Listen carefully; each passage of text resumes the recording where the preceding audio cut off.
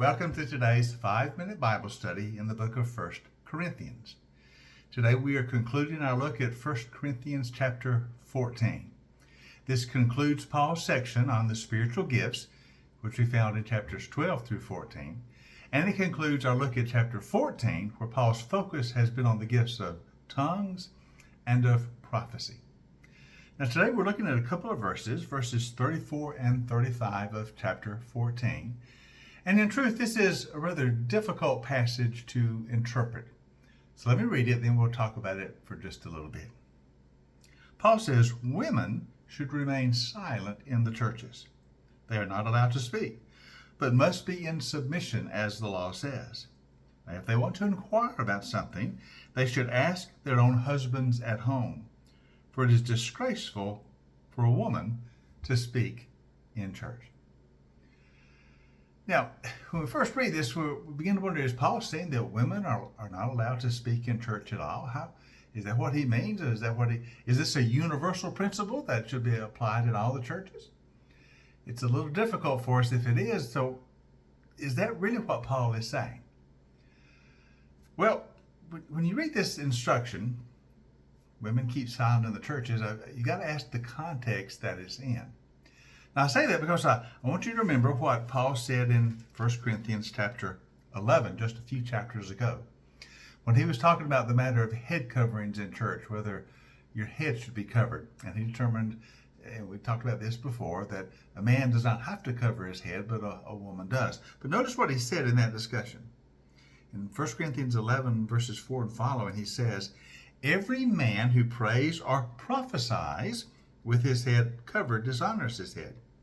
But every woman who prays or prophesies with her head uncovered dishonors her head. It is the same as having her head shaved. Now, we talked quite extensively a few days ago about what that means, the head coverings. But what I want you to notice today is that it was Paul's expectation that both men and women would pray and prophesy in church. He just told women, when you prophesy in church, make sure your head is covered for modesty's sake. But he did expect them to prophesy in church. Now, if they were prophesying in church, they were speaking in church. Paul seemed to have that expectation and that understanding they would have a role in exercising the gift of prophecy in public worship and speaking. So that seems to contradict what he says in chapter 14 about women being silent. Also, I would refer you to Acts chapter 2, the day of Pentecost, when the church was first born, when the Holy Spirit was poured out upon the church. Everybody came out of the upper room and began to speak to the crowds the gospel of Jesus Christ, the crowds in Jerusalem. And when Peter was explaining what had happened, what was going on this day of Pentecost, he quotes the prophet Joel. In Acts 2, verses 17 and following, Peter says this, quoting from Joel the prophet. In the last days, God says, I will pour out my spirit on all people. Your sons and your daughters shall prophesy. Now, Peter expected, quoting from Joel the prophet, that in the day of the Holy Spirit, both men and women, both your sons and your daughters will prophesy, will speak forward the word of the Lord.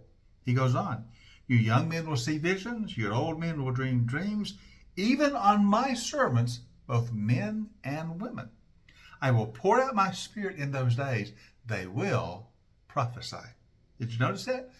All my servants, both men and women, the Spirit will be poured out upon you, and they will, both men and women, they will prophesy. So there is that expectation in Acts chapter 2, even earlier in Corinthians, that women will speak in church. So why does Paul say here in chapter 14 that they should be silent? Now you remember, part of the context of chapter 14 was disorder in the church. Paul said everything should be done orderly and in an orderly fashion, so chaos does not reign, so that God might be glorified.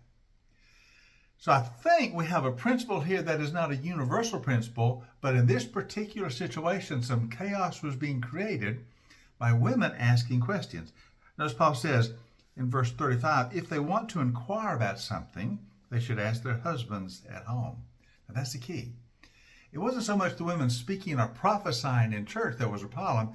It was they were asking a lot of questions. Now this is a patriarchal age. the age of the New Testament was. Women were not as highly educated, unfortunately, as they are today. And so the women in the church had a lot more questions. And it seems in Corinth, they were asking those questions in church, and there were so many questions being asked that it was causing some chaos. So Paul, for that particular situation, I believe, is telling the Corinthian church, there's so many questions our women have to ask. We're not being able to get all the prophecies done and all the worship done. So let me suggest that you allow the women to ask their questions at home of their husbands. And that saves more time in church for prophecy, for prayer, for worship. So I believe what we have in chapter 14 is simply a local situation where Paul is addressing the particular needs of the Corinthian church. And they needed to have not quite so many questions asked, because they needed more time for prophecy, more time for preaching, more time for prayer, more time for worship. And so Paul, in this particular situation, is asking the women to wait till they get home. And the particular questions they have can be answered there in the privacy of their homes. And that way the worship service will be easier to organize and easier to order. So I think it's a particular situation. I do not believe we have here a universal principle where Paul is saying women should never speak in church. That is simply cannot be the case, because he's already said he expects women to prophesy. So I think it's a particular local situation that needed a particular instruction that all these questions being asked need to be asked at home, just to make sure the order of the worship proceeded more smoothly. I hope you join us next time in our 5-minute Bible study in 1 Corinthians. We're ready to begin chapter 15, which is Paul's great discussion on the resurrection. So join us next time for our 5-minute Bible study in the book of 1 Corinthians.